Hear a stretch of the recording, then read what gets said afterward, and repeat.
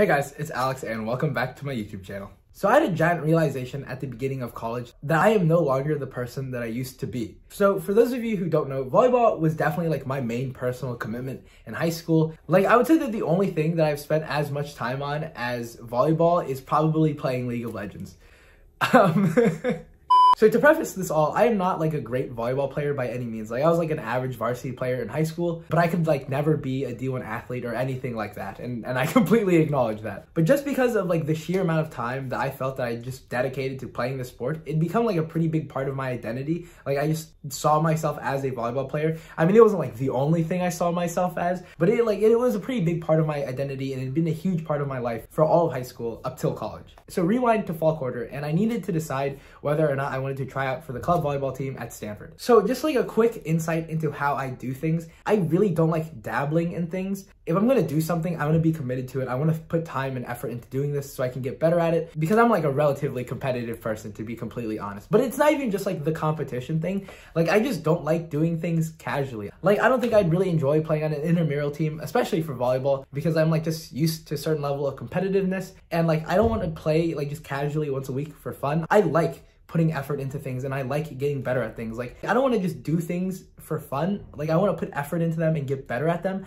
Like am I the only one that feels that way? Anyways, I needed to decide whether or not I wanted to like put more effort into volleyball and like make it a thing that I would continue to do in college, or if I wanted it to be something that I left behind me in high school. Eventually I realized I would never be able to put as much time into volleyball as I did in high school, because in high school I would have 3-hour practices literally every single day, and like I probably would just be hovering at around where I currently am at for like a long time. And so I figured it would just be easier to quit playing the sport altogether than to continually like reinvest my energy into the sport that I probably honestly have probably already peaked at. And so realizing that, I decided to not even try out. You know what I did instead? I joined a non-audition dance team with literally zero dancing experience. Also, when I say that though, I think it's important to acknowledge that there is like a very real chance I would not have made the team. It's not like, oh my God, I have a guaranteed spot. Do I want to accept this spot or do I want to decline it? Like I realized I wouldn't accept it even had I gotten an offer. And so I just didn't even try out. But also like I didn't try out because I think there was a dance workshop on like the same night as tryouts. And so I had to like kind of pick one or the other. When I made this decision, I actually like felt really sad, because like for so long I dedicated so much of my time and my life to like this sport, and I really enjoyed it, and I still have a lot of love for the game and the sport, but I was like just making the conscious decision to not have it be a major part of my life anymore.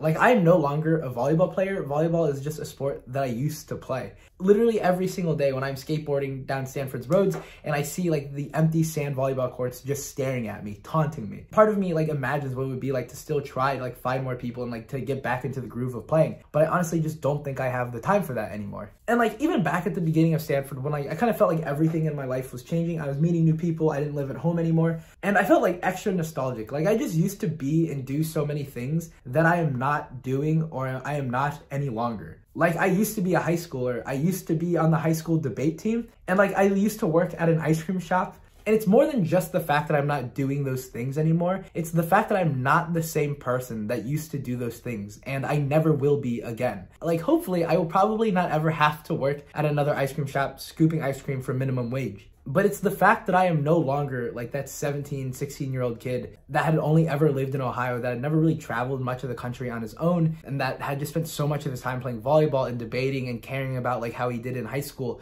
Like I will never be that kid again. I've done and seen things since I was 17-year-old that have fundamentally changed who I am, and I can never undo or unsee those things. The me now and the me when I was 16 or 17, yeah, we have a lot of similarities and we have like, you know, a shared past, but fundamentally like we're just different people. And I think this realization that we're always changing and that we will never be who we used to be can be a really hard pill to swallow, because I think a lot of the times we're really attached to our identity. Sometimes our like own identity can be the thing that gives us self-esteem. For example, in high school, I never got anything less than an A. I always had like a 4.0 GPA. And like now going to Stanford, like I just accept that that's not reality anymore. And like, I'm just not that kid anymore. And like after my first quarter here at Stanford, I no longer am a student that has a 4.0 GPA. And I had to like learn to let that part of my identity go, that I am more than just my 4.0 GPA, that I am more than just a volleyball player. Like when I realized that I was no longer probably ever going to be like the top of my class, that like definitely kind of scared me, because as much as I like hate to say it, my grades have always been like a pretty big part of my identity. And I think a lot of Stanford students would relate to this. Normally our identities provide us with some level of stability in like a world that is constantly changing. But I think eventually we realize that our identities are also constantly changing. right? Like, even if everything else changes, normally we hope that we know who we are. But like the Buddha says, everything is impermanent. Everything we do and everything we are subject to change. Honestly, he even goes like another step further and even rejects the idea of there being like an unchanging I. So I guess the answer is that like you're nothing, or rather like you're no individual thing. You can't be any one thing because there's nothing that you could stop doing except debatably breathing that would strip you of your you-ness. Your you-ness is just constantly changing. Maybe you're just the accumulation of all of the different things that you do. Like, what other ways do we have to define ourselves? And what this means is that we're constantly redefining and defining who we are through our actions and our commitments. You're a writer as long as you write, a volleyball player as long as you play volleyball, and a student as long as you learn. The Buddha says that being is always becoming, and I love that line because it kind of rejects the idea that there is like a final form that we need to grow into, and then once we've achieved that, we're just like totally good for the rest of our lives.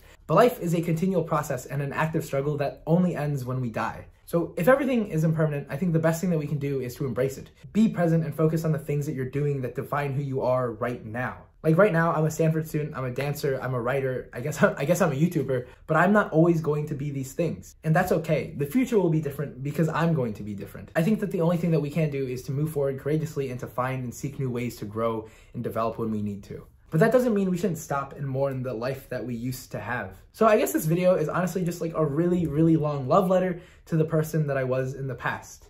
The ice cream scooper, the debater, the volleyball player.